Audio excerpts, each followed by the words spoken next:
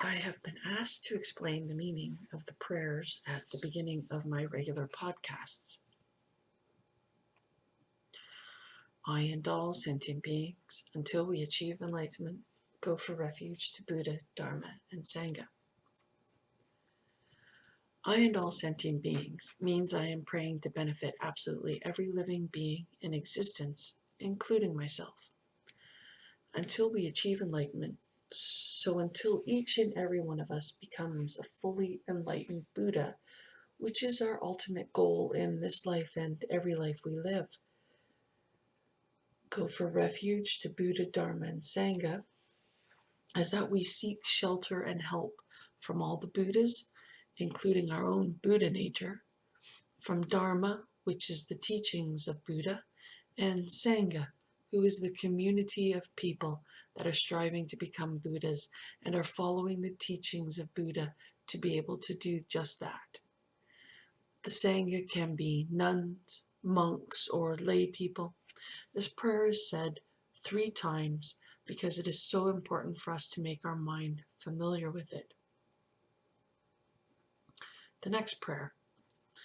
Through the virtues I collect by giving in other perfections, may I become a Buddha for the benefit of all.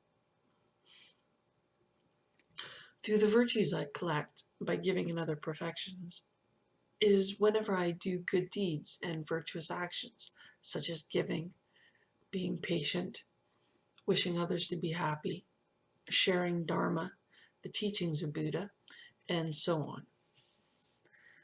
May I become a Buddha for the benefit of all is dedicating all my virtuous actions towards becoming a fully enlightened Buddha, the highest spiritual attainment that can be reached, so that I may benefit all living beings and help them to become Buddhas as well.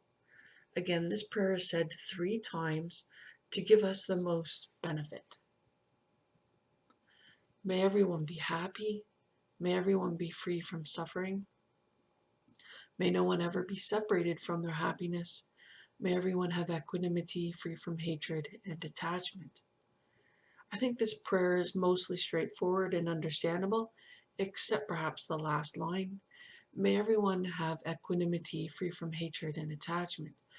This means I am praying that everyone can remain calm and at peace in their hearts, and to not feel any hatred or to be attached to anyone or anything, as that will cause them problems. The ground sprinkled with perfume and spread with flowers, the great mountain, 4 lands, sun and moon, seen as a Buddha land and offered thus, may all beings enjoy such pure lands. I offer without any sense of loss the objects that give rise to my attachment, hatred, and confusion, my friends, enemies, strangers, our bodies and enjoyments. Please accept these and bless me to be released directly from the 3 poisons. Idam Guru Ratna Mandalakam Niryatayami. In the first part of this prayer, we are creating pure lands, or a Buddha land, that is sprinkled with perfume and flowers, meaning it smells and looks beautiful. There are 4 pure lands with a mountain known as Mount Meru in the middle of them, with the sun and the moon overhead.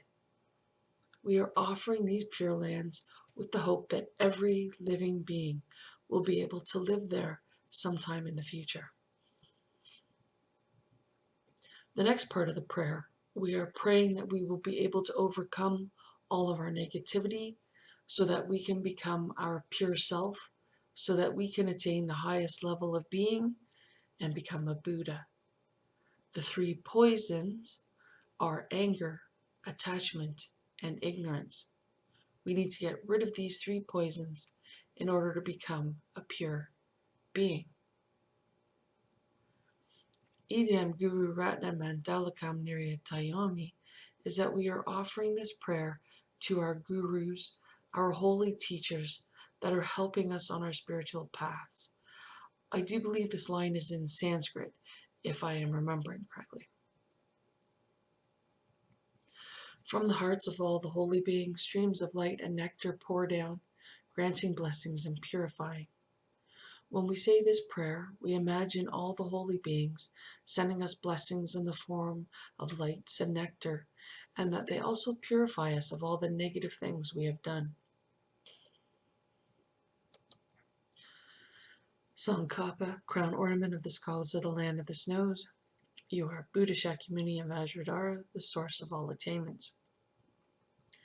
Avalokiteshvara, the treasury of unobservable compassion, Manjushri, the supreme stainless wisdom, and Vajrapani, the destroyer of the host of Maras. O Venerable Guru Buddha, synthesis of all three jewels, with my body, speech, and mind, respectfully I make requests. Please grant your blessings to ripen and liberate myself and others, and bestow the common and supreme attainments.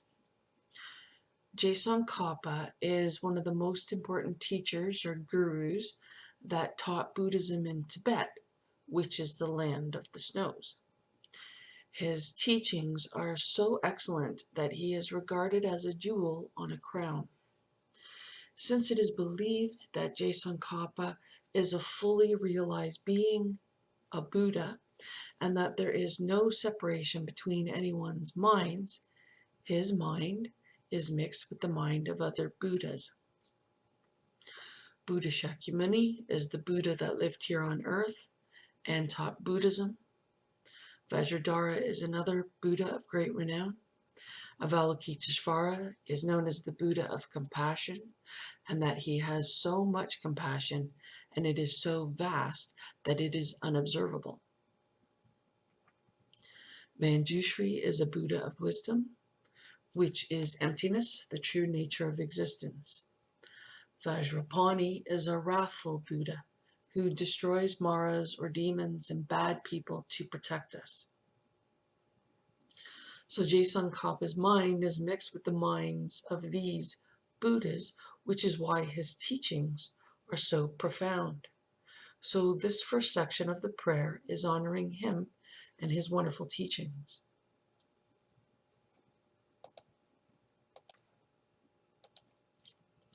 In the second part of the prayer, we ask Buddha who represents the three jewels. That is Buddha, Dharma, and Sangha. Those are the three jewels. To grant us blessings and help us on our spiritual path towards full enlightenment. We're not just asking for Buddha to do this for us, but to help everyone achieve this. The common and supreme attainments are the realizations we will need to gain in order to free ourselves from all suffering, such as the realization of compassion, of emptiness, and others. To help us get beyond just an intellectual understanding of these attainments and to fully realize them. This prayer again is said 3 times to benefit us the most and to help us connect with these powerful Buddhas so they can help us. This prayer also wards off any negative people or spirits and prevents them from interfering with us. Prayers work. As long as you are saying benevolent prayers to benefit others, not just yourself, those prayers will be answered. If you have certain expectations attached to your prayers, they may not manifest in the way you expect, but the prayer will be answered.